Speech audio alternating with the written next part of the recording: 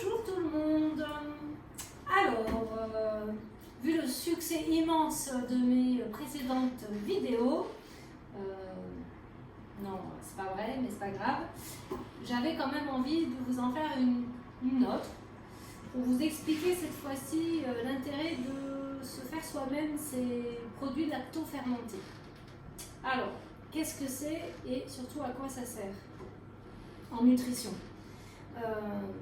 Alors, je vous fais vraiment très rapidement un petit topo sur notre ventre. Il faut savoir que notre ventre contient des milliards de bactéries que l'on appelle la flore intestinale ou le mot tendance aujourd'hui c'est plutôt le microbiote. Et ce microbiote, il fait office d'équilibre, on va dire, sur tous nos systèmes de l'organisme, de manière à ce que tout ça reste en bonne santé. Donc il faut vraiment en prendre soin. Alors évidemment, une super alimentation, mais ça, si vous avez besoin de conseils, ben voilà, vous me bipez. Et l'idée, en fait, c'est de venir apporter de la bonne nourriture à ces bactéries. Donc ça, c'est par le biais des prébiotiques. Vous avez certainement dû en entendre parler. Donc on va trouver notamment dans les fibres, donc les légumes, les fruits. Et une fois qu'on a nourri ces bactéries, ben, on peut aussi en amener d'autres par le biais des probiotiques cette fois-ci.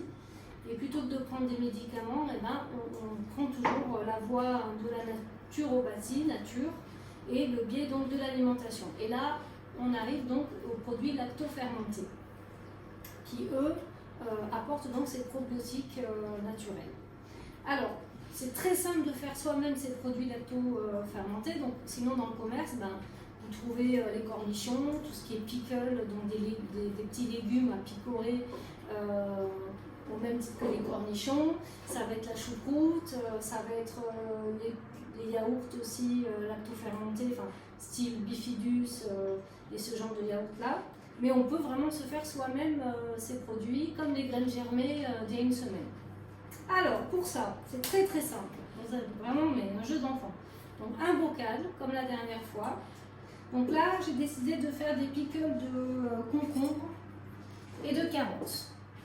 Donc au préalable, j'ai fait fondre 15 g de gros sel dans un demi-litre d'eau. Ça va me suffire pour mon bocal, que j'ai laissé, j'ai juste fait fondre dans un petit fond d'eau. Voilà, pour que ça se lie bien à l'eau. Et on va mélanger tout ça. Alors, ah oui, très important, j'ai tout bien lavé.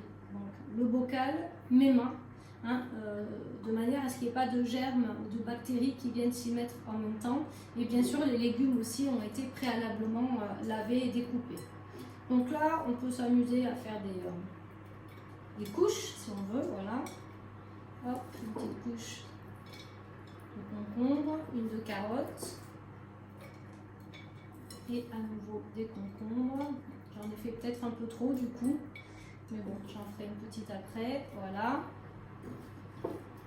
voilà, ça suffit. Voilà, donc là, il faut bien passer ces légumes de manière à chasser l'air. Voilà, et donc on verse par-dessus la saumure, ça s'appelle comme ça. Voilà, alors je vais juste rebrasser un petit peu pour m'assurer que le sel s'incorpore bien dans le bocal. Voilà, on recouvre bien les légumes en fait. On ne va pas jusqu'en haut parce qu'avec la fermentation, forcément à un moment donné ça va remonter. Et là on peut avoir des mauvaises surprises, du style que le couvercle il saute.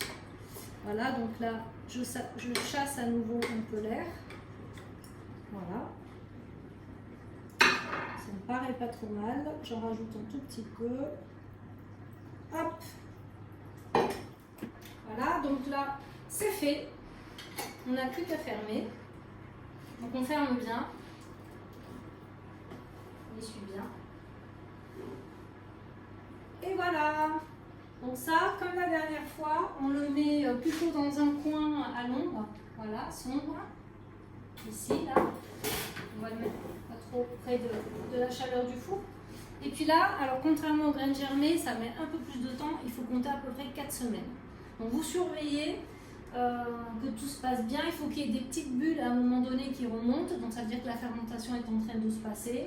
Si par contre vous voyez un dépôt à un moment donné de moisi qui se met, moi ça m'est arrivé sur une précédent bocal, bon bah c'est que c'est mort.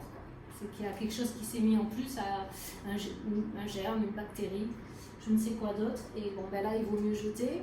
Mais sinon, s'il n'y a rien qui se met dessus, c'est que c'est en train de fermenter tout seul. Et après, au même titre que les graines. Donc, je voulais juste vous montrer nos graines de la dernière fois. J'ai pris une photo, mais je vous les montre en live. Voilà. Vous voyez, ça a super bien germé quand même. Hop. Et donc, vous pouvez les mélanger à vos crudités. De la même manière, le midi, c'est bien d'en manger tous les jours. Voilà, ça apporte les bons probiotiques. Et du coup, comme ça, vous êtes en forme. Vous avez un super digestion et puis du coup, bah, une super santé. Bye bye!